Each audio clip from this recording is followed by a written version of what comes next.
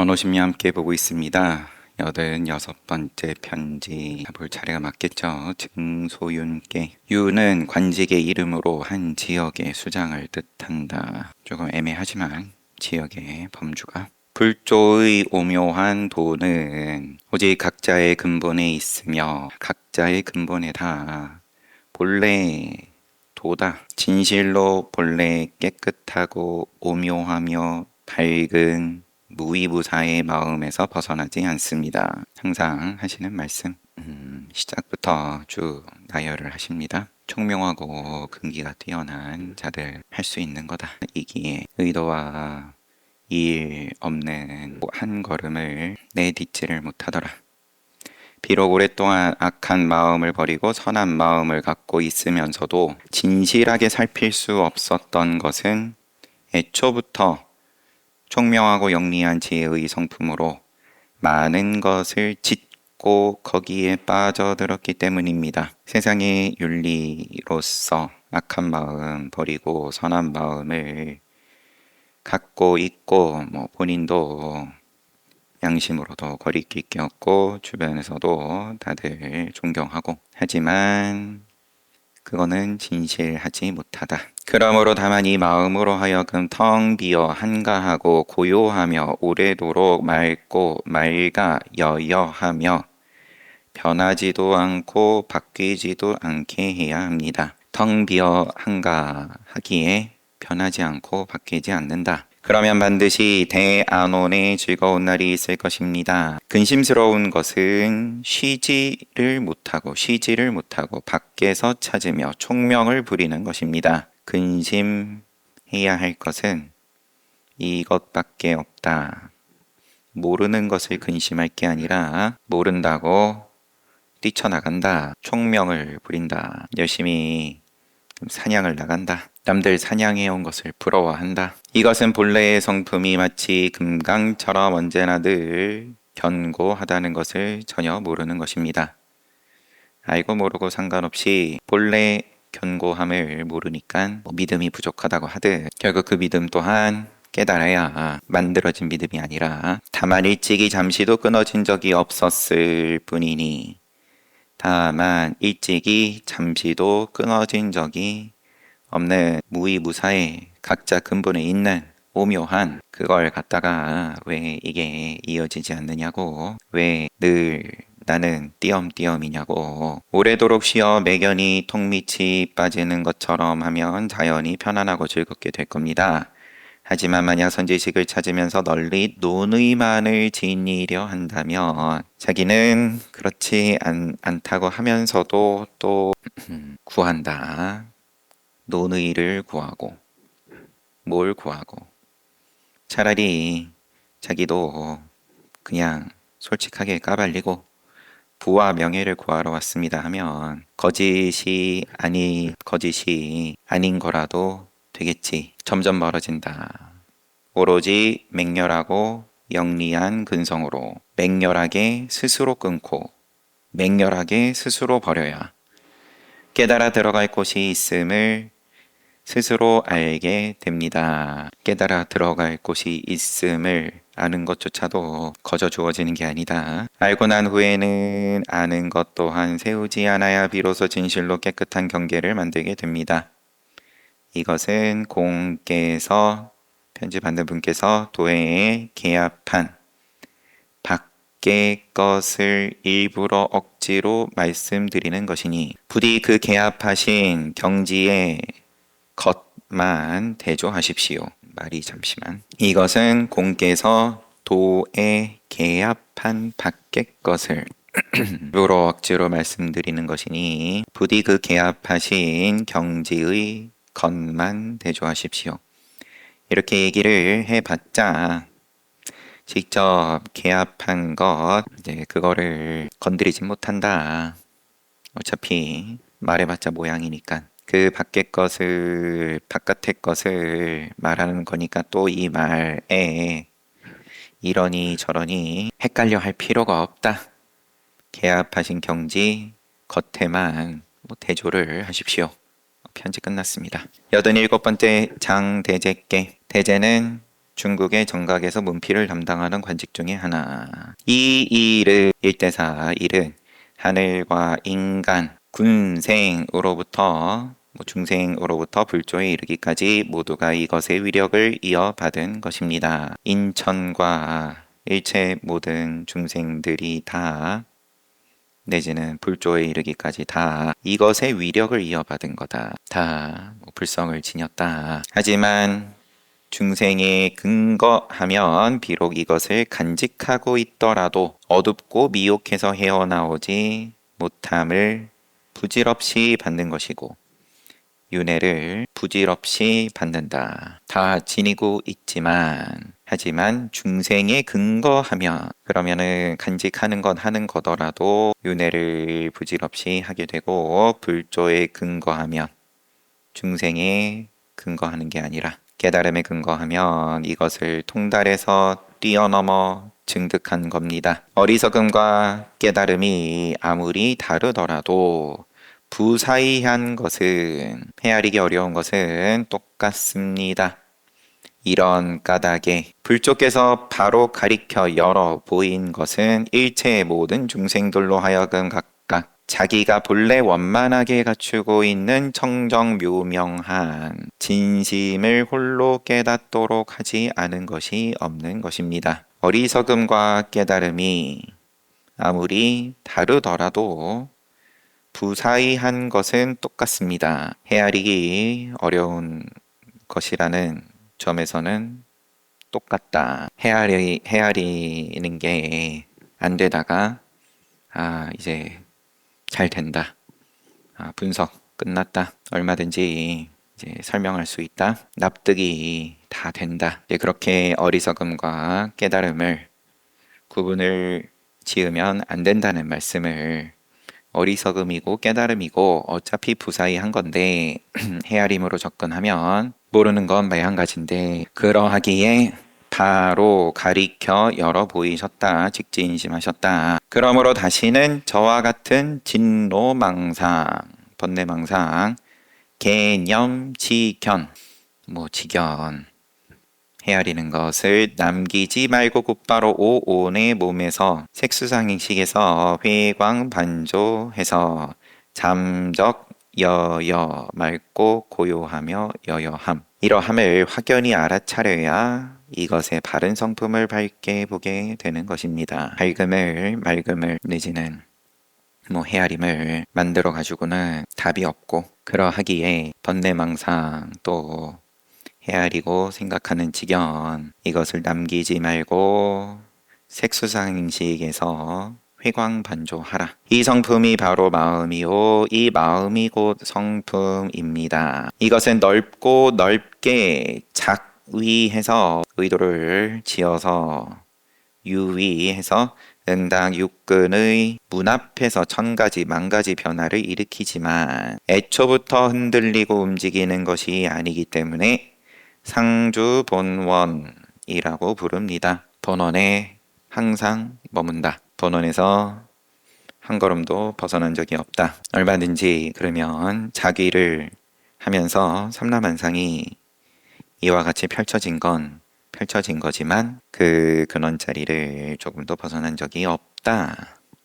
이 성품이 바로 마음이고 마음이고 성품이고 알고 일으킬 것 같으면 이와 같다. 그러므로 만약 이 본원의 힘을 통달하면 쓰고 짓는 것이 투철하지 않는 것이 없게 되니 본원의 힘을 통달하면 쓰고 내지는 일으키고 숨쉬고 심장 뛰고 망상을 피우고 하지만 투철하다. 셈이 없다. 모름지기 그 흐름을 끊고 증득해야 합니다. 만약 머뭇거리거나 생각을 움직이면 전혀 관계가 없게 됩니다. 오로지 당사자의 근성이 평소부터 순수하고 고요하며 침착하고 신중해야 가장 쉽게 힘이 되는 것이니 다만 잠시 회광반조에서 한 번에 꿰뚫어야 바로 깨달아 들어갈 수 있습니다. 고인은 옛사람은 이것을 일러서 무진장, 여의주, 금강보검 등등이라고 불렀습니다. 신근 믿을 신자이요.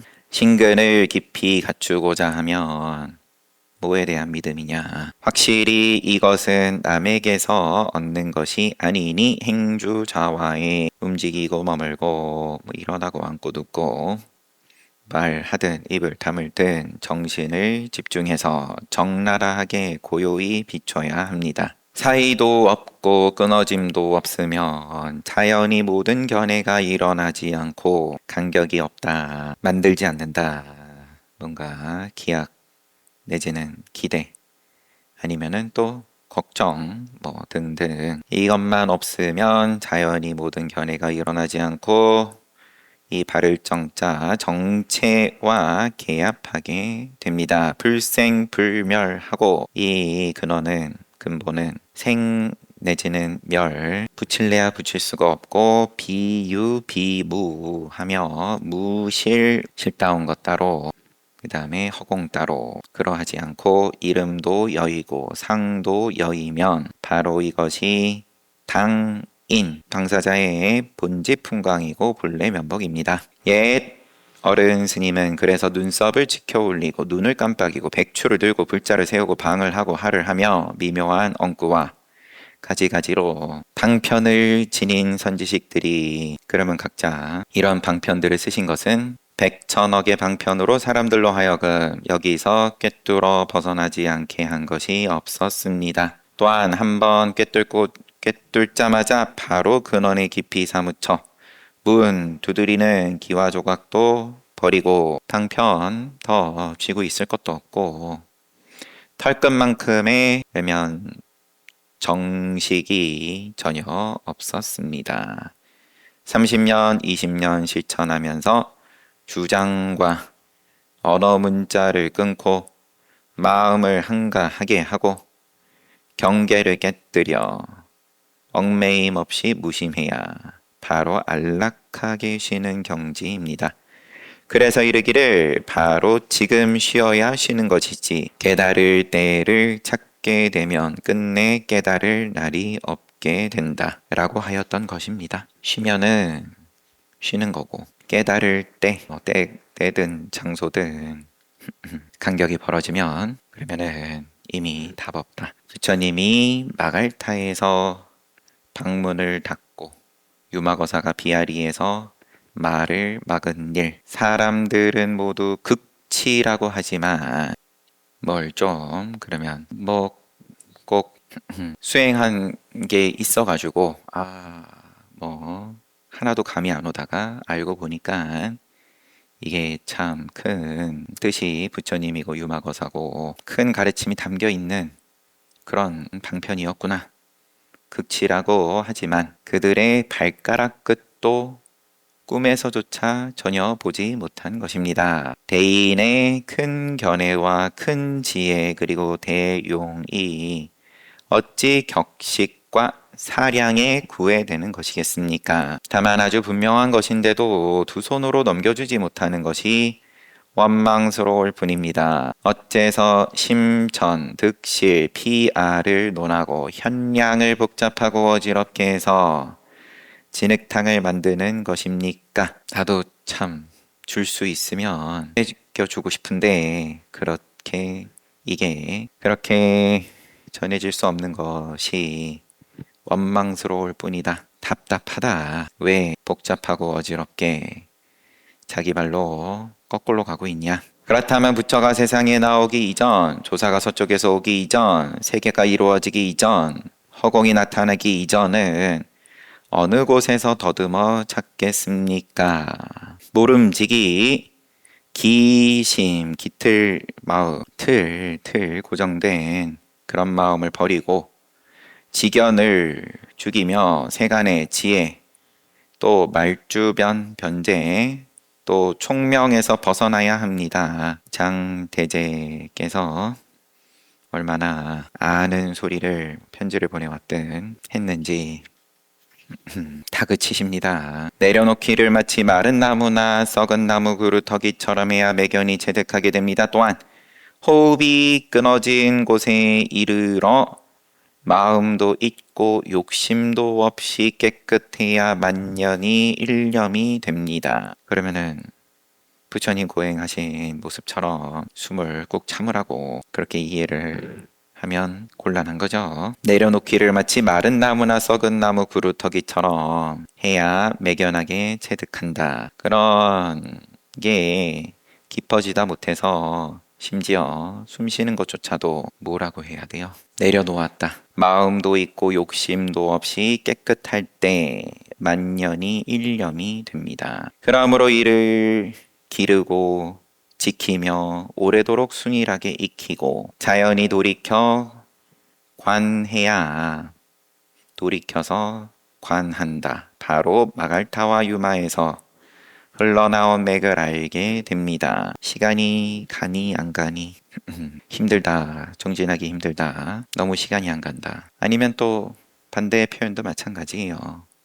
잠깐 앉았는데 뭐 몇 시간이 지났다. 그러면은 아유 참 뭐 공부가 순일하군요. 그렇게 말을 하면 하는 거지만 그것 또한 경계다. 조주가 정멸을 보임에 이르러 그러면은 돌아가실 때 한자로 불자를 봉해 진부 대왕에게 보내면서 말하기를 이것이 노승이 일생 동안 써도 다 쓰지 못한 것입니다. 라고 했습니다. 스님의 높고 원대한 식견을 살피건대 어찌 사람들로 하여금 상에 막히고 말에 집착하며 언어 문자에 매이게 하였겠습니까? 오로지 곧바로 알고 증득하며 활발빠르게 무리에서 벗어나는 계략으로 능히 짐을 짊어질 수 있게 되니 마치 물을 물에 붓고 금으로 금을 바꾸는 것과 같습니다. 오로지 곧바로 알고 증득하면 활발빨하여서 무리에서 벗어나는 계략이다. 무리 한가운데 있지만 몸을 너네들 몸 내 구분을 짓는 경계여서가 아니라 무리 한가운데 있지만 몸에서 벗어났다. 아무도 알아볼 수가 없다.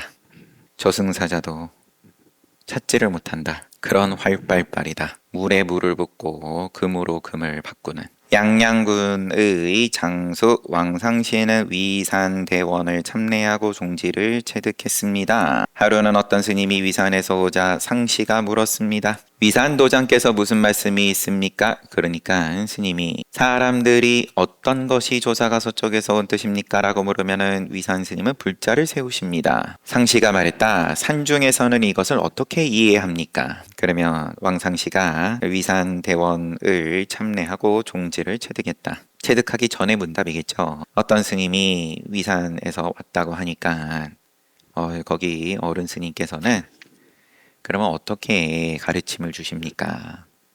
사람들이 법을 물으면 스님께서는 가타부타 말 없이 먼지털이 있잖아요. 불자를 세우십니다. 총체를. 그러면은 저는 잘 모르겠는데 그 밑에서 가르침을 받는 스님들은 그걸 어떻게 이해합니까? 산중에서는 색을 통해 마음을 밝힌 것이요.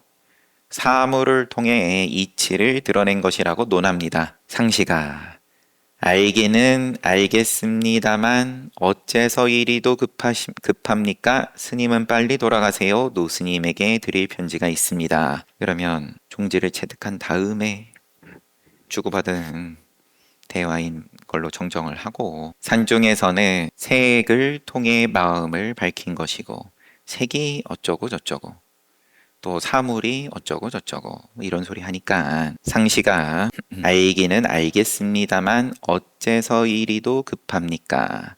스님은 빨리 돌아가세요. 노스님에게 드릴 편지가 있습니다 하고는 스님이 돌아가 편지를 전하자 위산이 뜯어보니 이런 상을 그리고 그 가운데 날일자가 쓰여 있었다.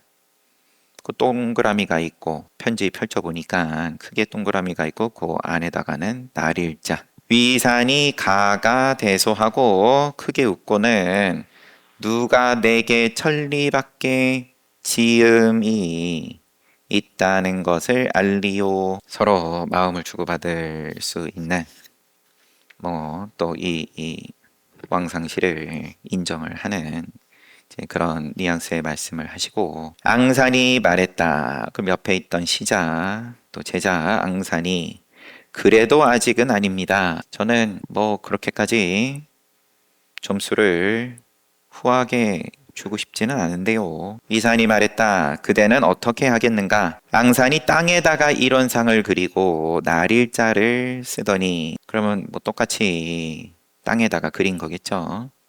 발로 문질러 버리고는 가버렸다. 이 이야기는 끝나요. 이렇게. 저는 그건 아직 아닌 것 같습니다. 하고는 그럼 넌 어떻게 할 건데? 그러니까 똑같이 하고는 발로 지워버렸다. 저 체득한 사람들이 호련히 헤아려 나아간 바를 보십시오. 그러면 어차피 위산 스님이든 그 옆에 시장산이든 아니면은 여기 편지 심부름을 보낸 왕상시든 다 이 왔다 갔다 심부름하고 있는 이름도 공개가 안 된 이 스님 하나를 위해서 애를 쓰는데 뭐 더 뭔가 이야기는 없으니까 저 체득한 사람들이 호련히 헤아려 나아간 바를 보십시오. 어찌 고정된 틀을 지키는 것이겠습니까? 여기에서 그 변화를 잘 관하면 그 마음을 살필 수 있습니다. 그 마음을 살필 수 있으면 자유로움이 있게 되고 자유로움이 있으면 다른 것을 따르지 않게 됩니다.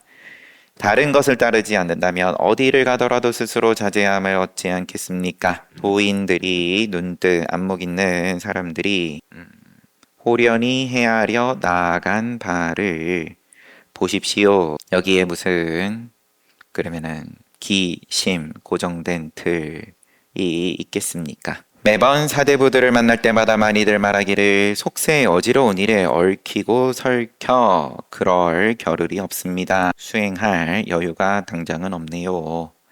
차츰차츰 정리해서 그런 다음 마음에 새기고 몸소 참고하겠습니다. 차츰차츰 정리해서 마음에 새기고 몸소 참고하겠습니다. 그냥 간단하게 나중에 할게요. 이는 비록 성실한 말이기는 해도 한결같이 오랫동안 속세의 어지러운 일 속에 있는 것입니다. 입으로만 번뇌를 일로 삼는다고 하면서 번뇌가 일어났다 꺼졌다 하기를 계속 하다가 골동품이 문드러질 정도로 익어지면 그저 단지 속세의 일이다 라고 하니 어느 세월에야 티끌 같은 인연을 모두 버리고 바야흐로 깨달음에 들어갈 수 있겠습니까? 그래서 이른바 종일토록 행하고도 일찍이 행한 바가 없고 종일토록 쓰고도 일찍이 쓴 바가 없는 것이라고 하는 것이니 어찌 번뇌 밖에 따로 이 큰 인연이 있겠습니까? 지금 바로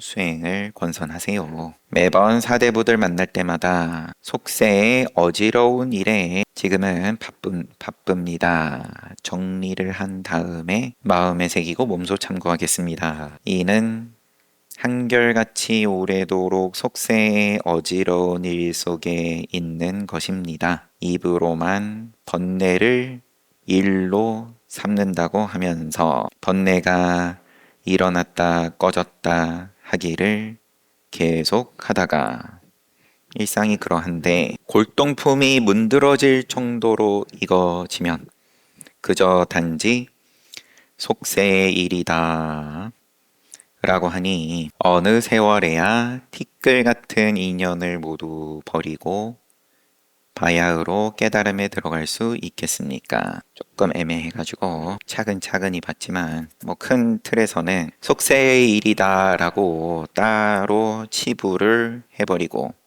수행 따로 속세의 일 따로 그렇게 구분을 짓는 마음 때문에 지금은 일상이 바쁜 관계로 제가 수행을 못한다 그렇게 보면은 언제 하겠냐. 그래서 이른바 종일토록 행하고도 일찍이 행한 바가 없고 종일토록 쓰고도 일찍이 쓴 바가 없는 것이라고 한 거다.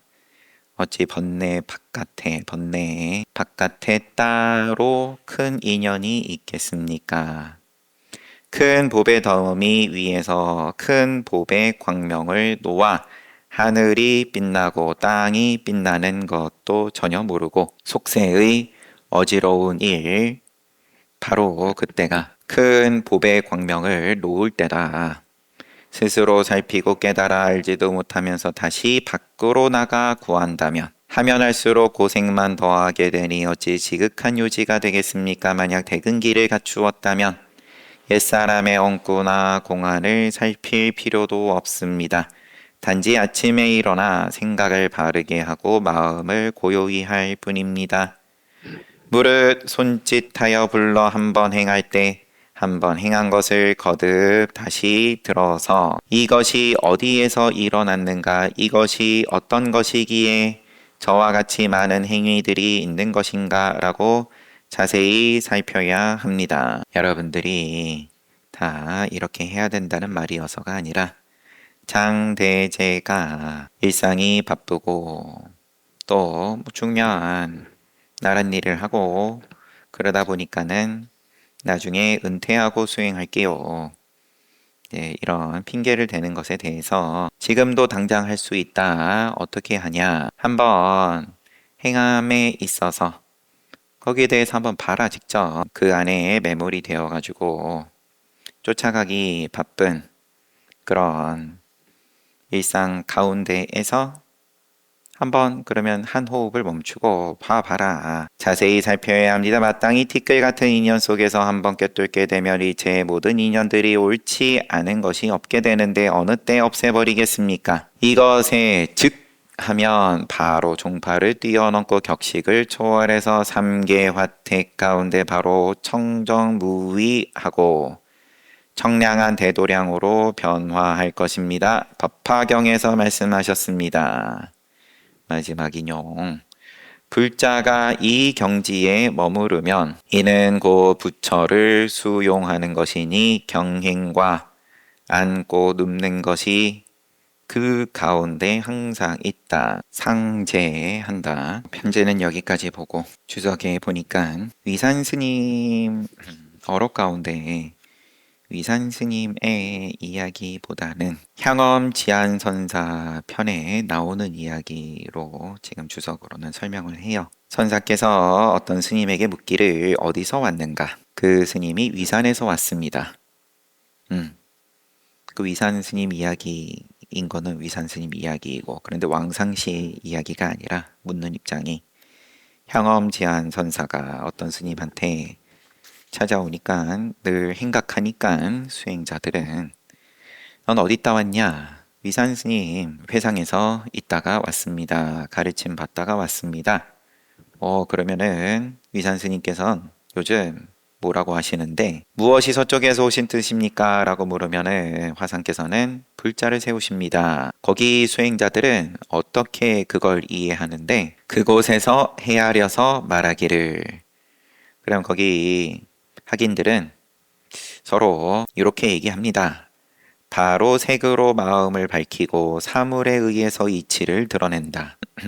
뭐라고 헤아리는 걸란지 학인들이 색으로 마음을 밝힌다. 불자를 세우시는 모양을 쓰시고 보여주고 한 거니까 이제 색과 형색으로서 마음을 밝히고 이치를 드러낸다. 그러니까 편지의 번역보다는 이게 훨씬 자연스러워요. 알면 즉각 아는 것이지 알지도 못하면서 그렇게 성급하게 구는 것인가. 뭘 주저리 설명을 갖다 붙이냐. 색이 어쩌고 사물이 어쩌고. 스님이 물었다. 그럼 요 스님이 향엄 선사께 스님의 생각은 어떠십니까? 그러니까 똑같이 다시 불자를 세웠다. 여기에 대해서 현사사비가 다만 저 향엄의 발 뒤꿈치가 땅에 닿지 않았을 뿐이다. 또 운거석 스님은 어떤 것이 향엄의 발꿈치가 땅에 닿지 않은 것인가. 각자 한마디씩 붙였지만 이 말을 붙이든 저 말을 붙이든 그러면은 그 말 끝에 누군가가 또 이익을 얻으면 다행한 일인 거고, 또 아니면 아닌 대로 한 시간은 또 잘 갔으니까 쉬었다가 정진합시다.